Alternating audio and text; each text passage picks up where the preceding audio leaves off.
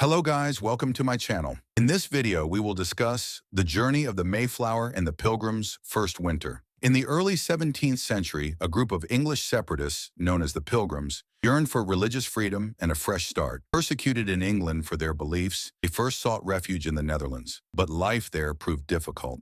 Longing for a land where they could worship freely while preserving their English heritage, they set their sights on the vast and mysterious New World. Their journey aboard the Mayflower would become one of the most legendary voyages in history. On a crisp September day in 1620, 102 hopeful passengers and about 30 seasoned sailors crowded onto the Mayflower, a merchant vessel not designed for comfort. The ship, meant for hauling cargo rather than carrying people, offered little in the way of space or sanitation. Below deck, families huddled together, enduring cramped quarters, stale food, and the stench of sickness. The journey was anything but smooth. Ferocious storms battered the ship, sending waves crashing over the decks. One fierce tempest nearly claimed the life of a young servant named John Howland, who was hurled overboard but miraculously managed to grab hold of a trailing rope and was hauled back to safety. Despite seasickness, hunger, and the constant fear of shipwreck, the Pilgrims clung to their faith, singing hymns and praying for deliverance. After an arduous 66-day voyage, land was finally spotted on November 9, 1620.